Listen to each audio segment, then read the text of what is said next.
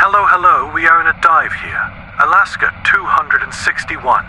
We are in a vertical dive at a height of 26,000 feet. There's Alaska Airlines Flight 261 falling through the sky.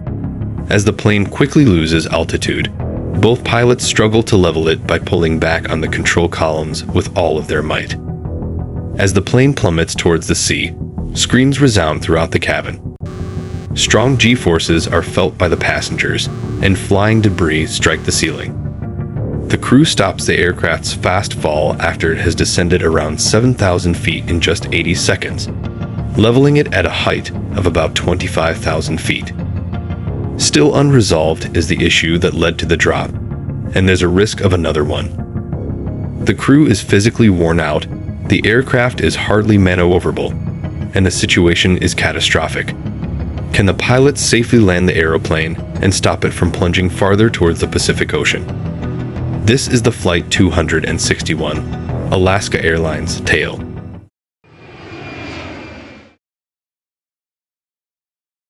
The date is January 31, 2000. As Alaska Airlines Flight 261 gets ready to take off from Puerto Vallarta International Airport in Mexico to Seattle-Tacoma International Airport in the United States, with a stopover at San Francisco International Airport in between, it's a gorgeous day. A McDonnell Douglas MD-83 carrying 83 passengers and 5 crew members takes off in the afternoon. The aircraft is a longer-range variant of the original MD-80, and it was produced and delivered new in 1992. It has stronger Pratt & Whitney engines, bigger fuel capacity, and higher weight allowances. The aircraft had completed over 14,000 cycles and about 27,000 flying hours prior to today's mission.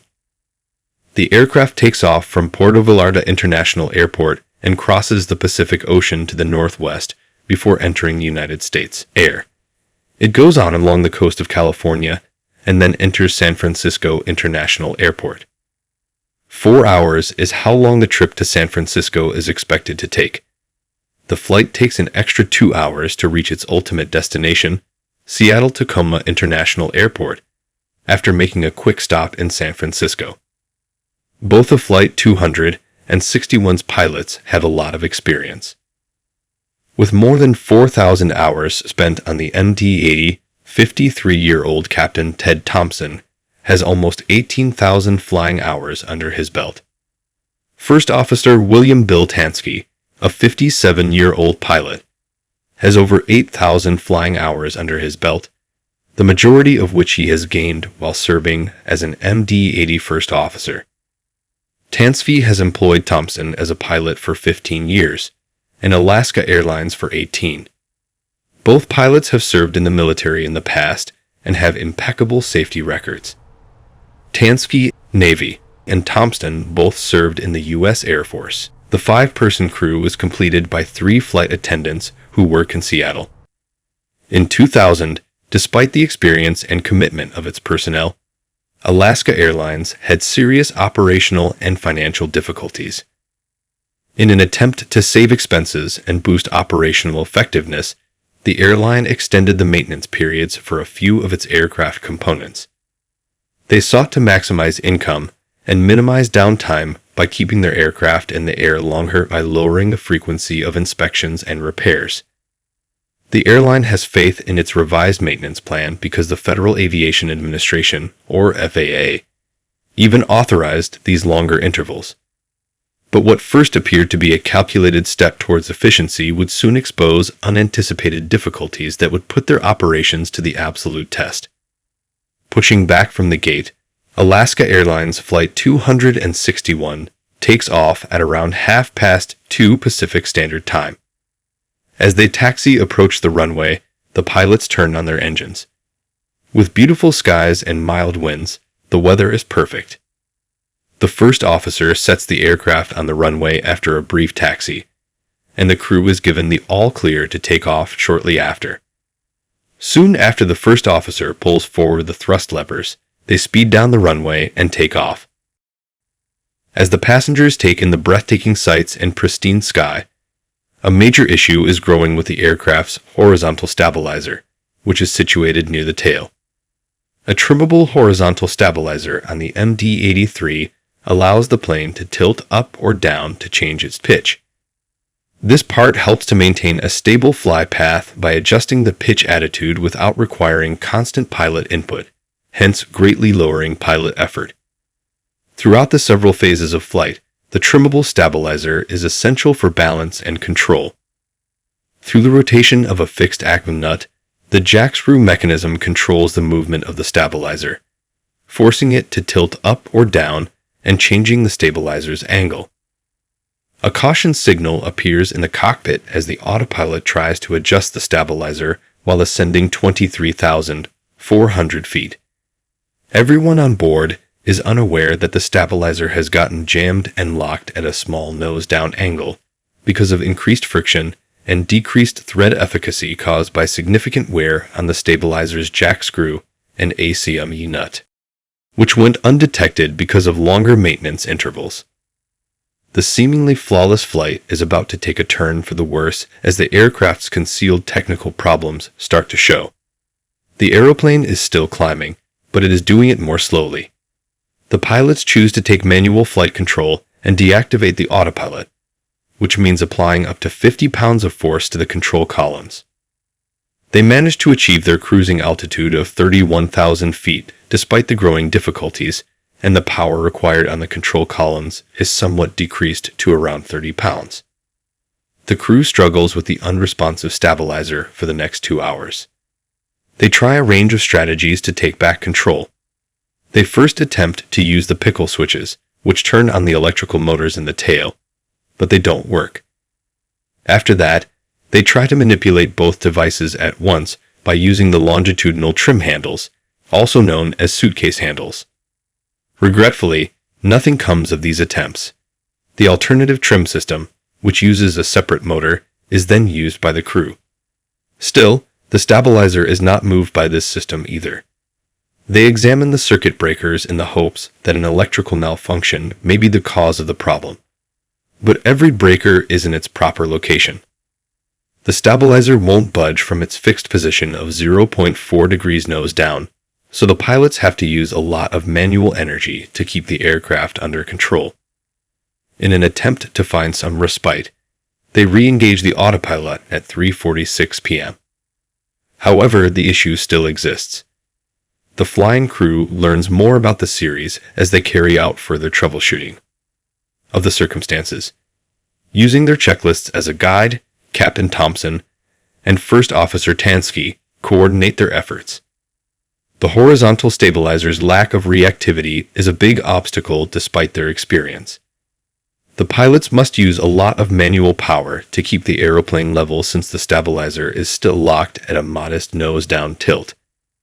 They have tried both the primary and backup trim systems, but the stabilizer still doesn't respond. Every time the pilots try to modify it, nothing moves, suggesting a more serious mechanical problem that they don't completely understand. They don't realize that their attempts to improve the system are making things worse. They will quickly learn the whole story behind this crucial breakdown. The pilots get in touch with Alaska Airlines Maintenance Control in Seattle in an additional attempt to fix the problem. They explore the option of diverting to Los Angeles International Airport and report the jammed horizontal stabilizer. The captain is stressing the need of a safe landing throughout the tense talk. The maintenance crew offers a number of troubleshooting suggestions, but none of them fix the problem. Why do the pilots like Los Angeles over San Francisco? Says maintenance control. The captain says that, given their control problems, Los Angeles usually has better weather, which might be essential for a successful landing. He points out that it's a safer option than San Francisco, where wind and rain might make landings more difficult because of the dry runways and favorable wind conditions. The dispatcher brings up the operational flow at Los Angeles, raising the possibility of delays even though the captain expresses a clear preference for safety. The captain highlights how serious their position is, becoming irritated that schedule is being prioritized before safety. They make the decision to detour to Los Angeles, putting everyone's safety first. When the radio chats come back on at around 4 o'clock, a technician from Alaska Airlines repair facility at LAX asks whether the crew has tested the primary and backup trim systems. The captain affirms that they have attempted, but to no avail. He explains how an obstruction is causing the primary trim motor to attempt to operate by causing a spike in the electrical load. Their issue is further complicated by the alternate trim motor not responding in the interim. Following their chat with the technician, the captain chooses to turn off the autopilot again in the hopes of adjusting the stabilizer by hand. When you deactivate the autopilot, there's a clang and then 2 little thumps. The horizontal stabilizer's jack screw system fully malfunctions at this point. When the jack screw becomes loose due to worn ACME nut threads, the stabilizer suddenly shifts from a somewhat nose-down position to a complete nose-down attitude. The aircraft dives sharply as a result of the abrupt change in stabilizer angle. The aircraft's nose is still forcefully pitched downward, making it horrifying for everyone on board as the pilots fight to restore control inside the cockpit against the enormous downward force. As the plane falls into the water, the occupants are subjected to more powerful G-forces and flying cabin debris that slams against the ceiling. Here we are in a dive. Plant to 261 seconds. Pitch in circles. Turn 2 and plant to 261. That's right, we're at 26,001 feet. We have lost vertical control of our aircraft and are currently in a vertical dive, not quite a dive. Plant to 261 seconds. Alarms are going off, and the pilots are frantically trying to stabilize the plane in a chaotic scenario. It is now up to the pilots to work extremely hard to reverse the technical breakdown and get the aircraft back to level flight. In an effort to slow the aircraft down, they use the speed brakes, and then they use all of their muscle to pull back on the control columns with a force of up to 140 pounds. The pilots were able to stop the dive's fast plummet 80 seconds after it began, leveling the plane at about 24,000 feet. But the horizontal stabilizer is still stuck in the nose-down position, and it takes constant work to prevent the aircraft from plunging downward once more. The crew is physically worn out, the aircraft is hardly maneuverable, and the situation is catastrophic. At 24,000 feet, 261, we've kind of stabilized. Here, we're going to slow down and perform some troubleshooting. I need a block between 20 and 25, please. Plant to 261. Move by level 2 to 5-0 and maintain block altitude by level 2 to 0-0. We'll take the block and monitor completion for the final 2 to 61. When the pilots see how serious the issue is, they ask air traffic control for a block altitude, which enables them to fly between 20,000 and 25,000 feet without having to worry about running into other planes. As they carry out more troubleshooting, this altitude buffer offers a little safety margin. Intense tension permeates the cockpit as the pilots exchange frantic, clipped directives. After that, the captain chooses to get in touch with maintenance control once again and reports the entire nose-down trim position. Although he admits how bad the problem is, the mechanic makes no fresh suggestions. Fighting a malfunction that puts their lives and the lives of their passengers in danger, the crew is largely on their own as they fly above the Pacific Ocean. The pilot notifies the passengers of the flight control problems and the decision to divert to Los Angeles International Airport when the aircraft had stabilized slightly again. He gives them the assurance that every effort is being made to guarantee a safe landing. The captain's soothing speech gives the terrified passengers some relief. The pilots get ready for landing as the plane approaches Los Angeles. In an effort to identify a stable configuration for the final approach, they want to slow the aircraft and test the control response at slower speeds. They have to decide if the aircraft can land safely given its compromised status. The first officer is given the order to extend the slats by the captain. The aircraft continues to be steady, allowing the pilots to continue making more preparations. Then he gives the order to deploy the flap 11 degrees. The captain then gives the first officer the order to retract the flaps and slats while the aircraft stays stable. He wants to try to move the stabilizer one more time. They talk it over with the first officer and decide against it, opting instead to start their landing approach. Nevertheless, things take a drastic turn. The stabilizer ultimately buckles under extreme aerodynamic pressure. The instability of the stabilizer's movement is caused by the jack screw's inability to correctly engage with the stripped threads of the ACME nut. As a result of this uncontrolled movement, the stabilizer aggressively oscillates with the airflow. And sudden shift in the stabilizer's position results from the tit fairing brackets popping off due to excessively strong pressures acting on the stabilizer. The plane dives into another deep dive, pitching violently nose down. The pilots now battle gravity and a compromised aircraft as they attempt to recover control. The pilot makes the desperate decision to flip the plane over, thinking that this will allow them to attempt pitch stabilization. The aircraft's nose rises during the maneuver, which is only temporary. However, it is evident from the tremendous stresses and structural damage that this method is not viable.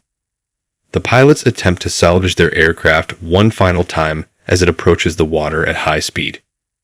The situation deteriorates as they try to roll the aircraft back to an upright posture due to the strong pressures and mechanical strain.